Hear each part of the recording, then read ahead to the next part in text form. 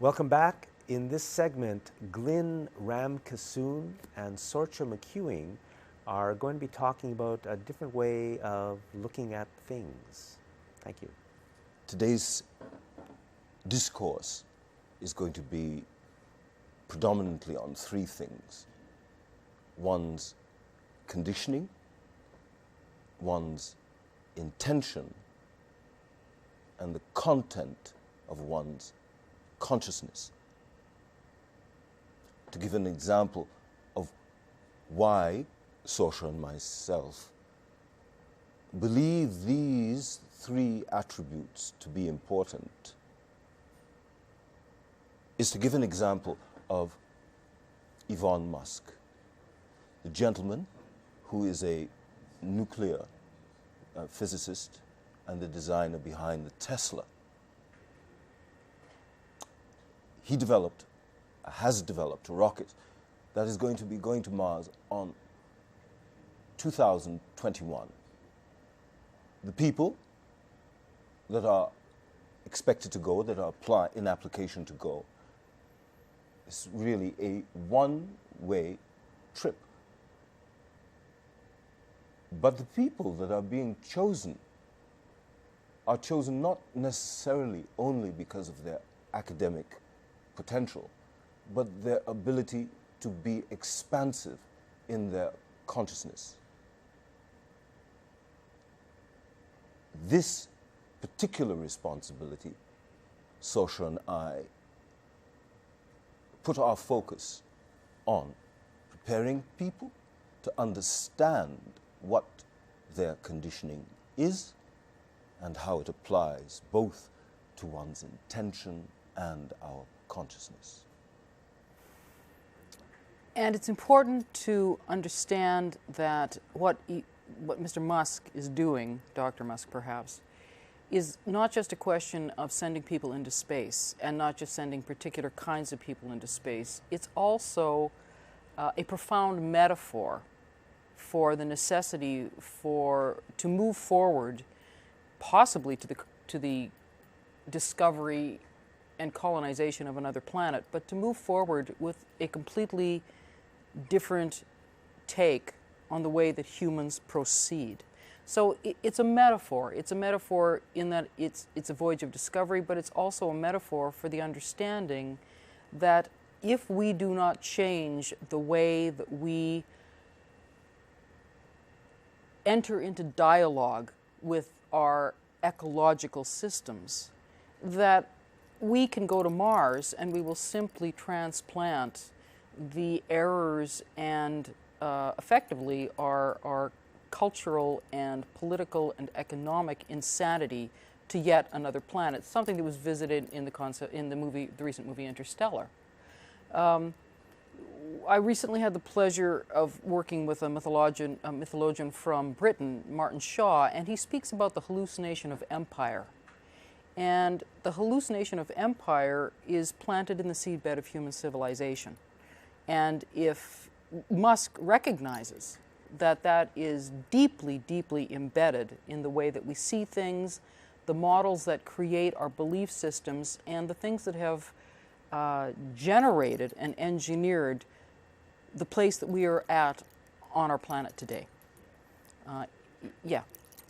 So perspective becomes very important. Perspective becomes fundamental, because if the perspective is not changed, then we will simply be rearranging deck chairs on the Titanic. They may be red, they may be blue, but the point is the ship is going down. And it is important to understand that if your perspective is shifting or transforming, so will it affect your perception. Indeed. And the challenge today is to say to people as a collective, what are you going to do? How are we going to go forward? What has been wrong with the way that we have created the structure of our empires, the way that we have created the structures of our civilization, pretty much since we started transitioning from the digging stick to the plow in Mesopotamia? Those questions are age old, and it's a whole structure of ideology which we have been sold as the way, the complete way, and the best way. Now, there's an author named Daniel Quinn who wrote a book called The Story of B, and in that book he talks extensively about what he refers to as the Great Forgetting. And the Great Forgetting was the understanding that the way that we went forward was not the only way. It just happened to be the way that won.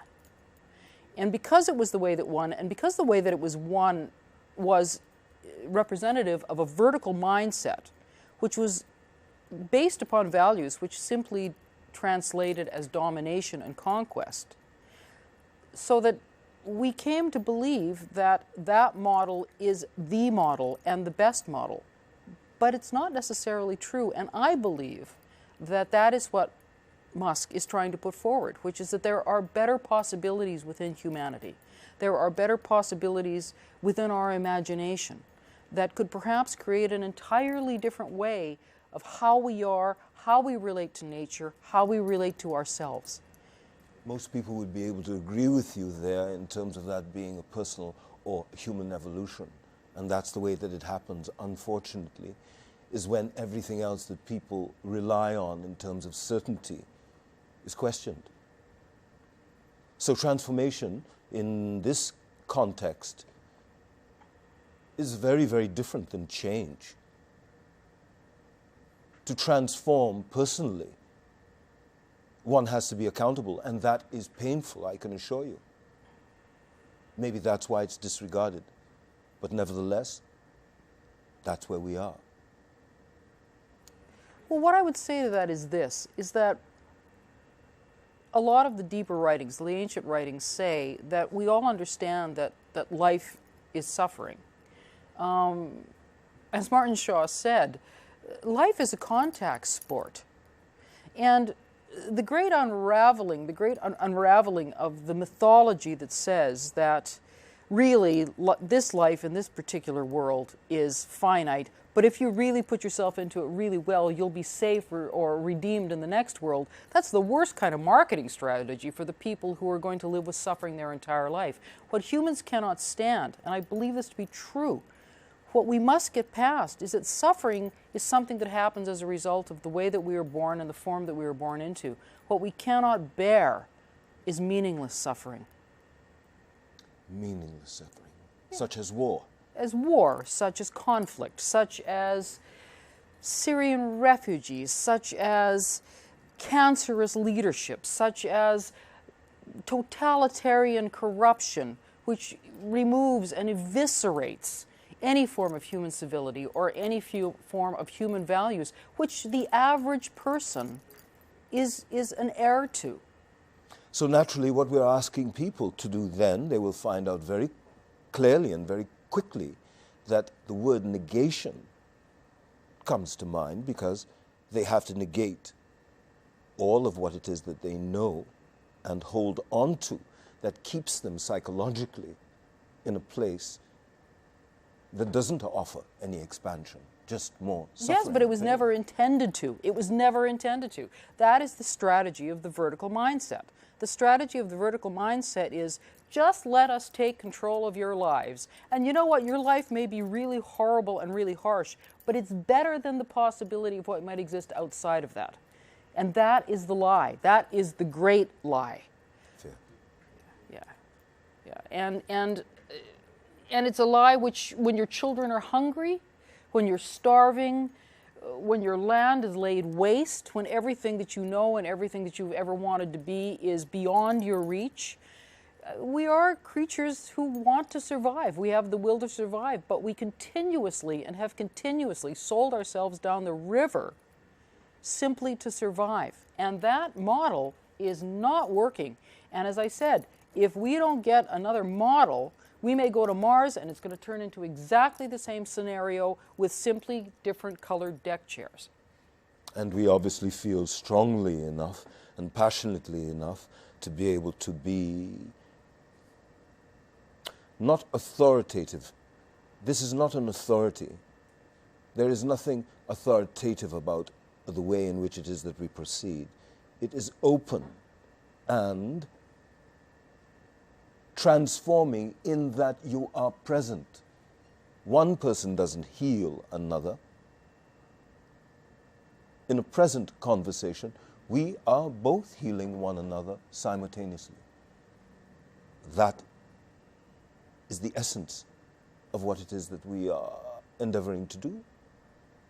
Yes. Openly. But the difference is that I, as the village blacksmith, and you, as the village baker, perceive that we have some inherent and intrinsic value simply because we are human. Our place on the social scale, our place in that vertical structure, we can't go vertical any longer. The hierarchical model is completely geared to those at the top who are building their entire world upon the effort, the pain, the tears, and the death of those at the bottom.